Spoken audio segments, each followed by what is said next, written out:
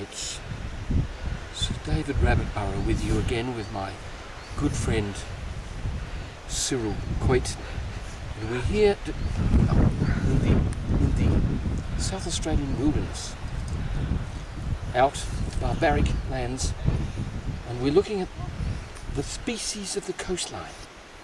And if you bear with us, we're going to be able to have a look at, we've come across what is clearly a track, you can see it back behind me, a path leading up, clearly used by this strange species, and it leads up to a structure that they've built, almost like a nest.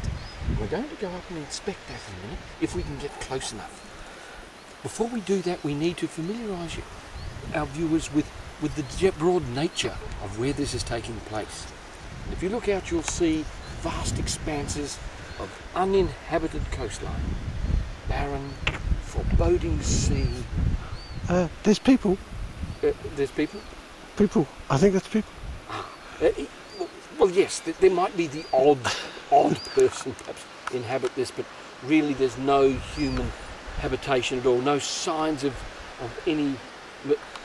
There's a dog. Well, yeah, with the occasional dog, and well, it's the occasional chair and dog, but normally that's quite unusual for this habitat. So come with us then. We have to be very, very quiet.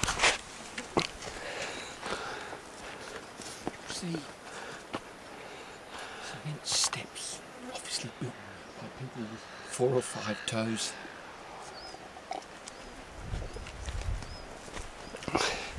And what year do you think these were built?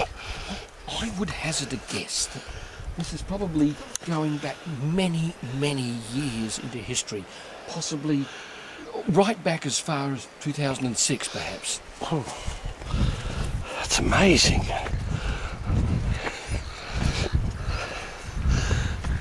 Come with us up these stairs, very, very skillfully crafted. Only people with precision instruments can make such a thing. But can't you buy them from Adelaide Terrazzo Works? Well, yeah, that's possible, but I don't think these have been bought from there. I think these have been shipped in somehow, handcrafted.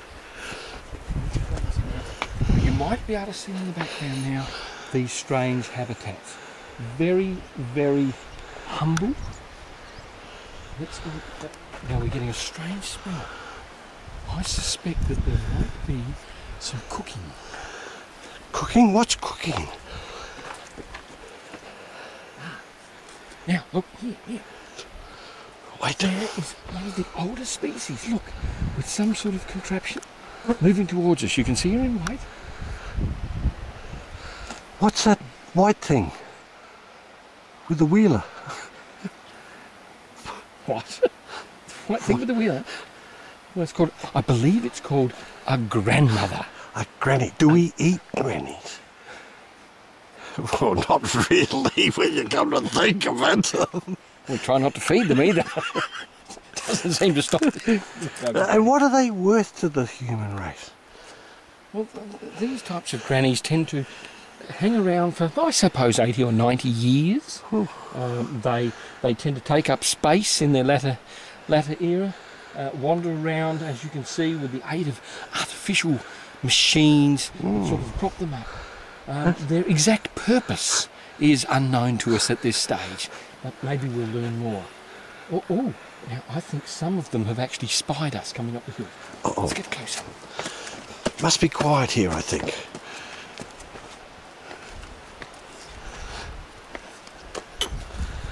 Now you should get a very, very good shot of this strange habitat.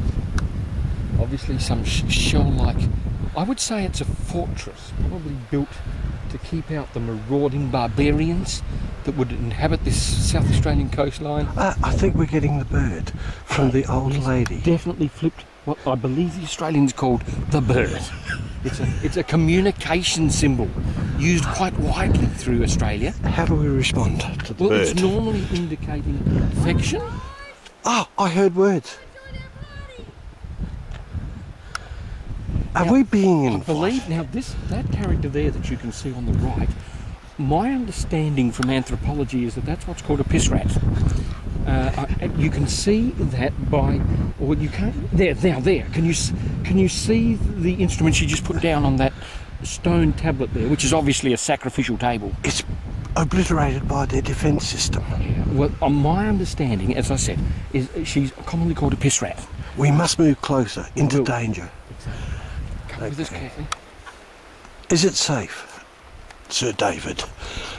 Now, Coit, as you move forward, do you want to move out this way through the wild, or would you like to try and get in behind them and come in from behind them? There's different ways we could approach. So far, we clearly have not disrupted them, because if you look carefully, they're not alarmed. You can see back in the background there. Now, you see that? They're not disturbed by our presence. No. This is unusual. Well, it is, because I think they feel that we must be a sort of a friendly type, or no threat to them.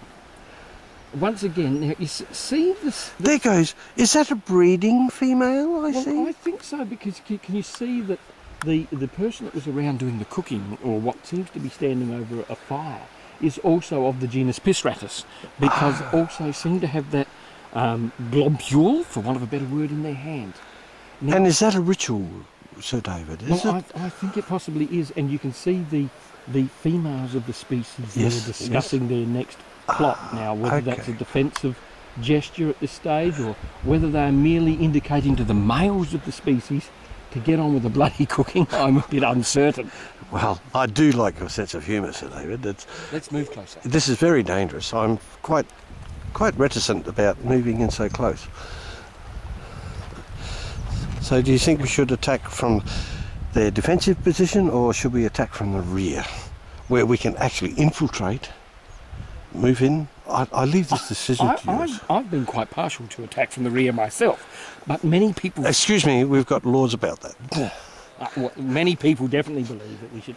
Now, this is very interesting, because look at this here. Let's get closer. I'll get behind this bush.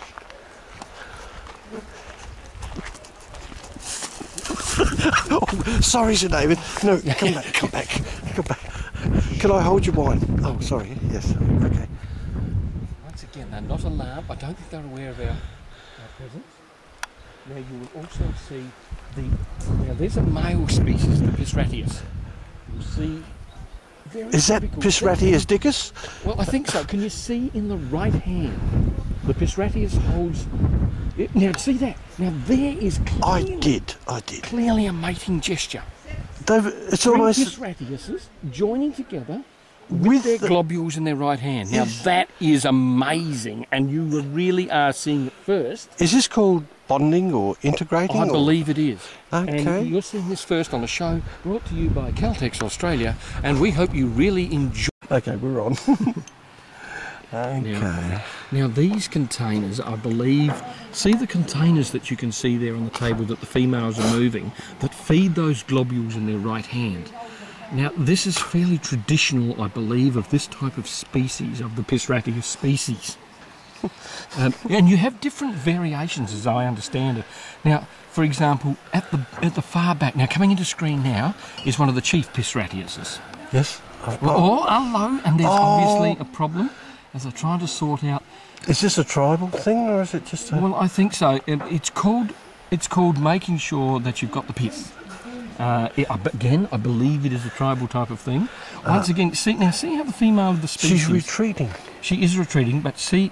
Oh no, look at this. See how both of them... change. Well, see how both of them have got their globules in their right hand. There is clearly... Almost as if they work in unison. Well, it is, exactly. I mean, you know, we think of the ant colonies, some of the bees. Yes, I've heard of that. You know, this is clearly a well-organised, well-drilled system. All of this is to keep the male of the species pissed to the fucking eyeballs.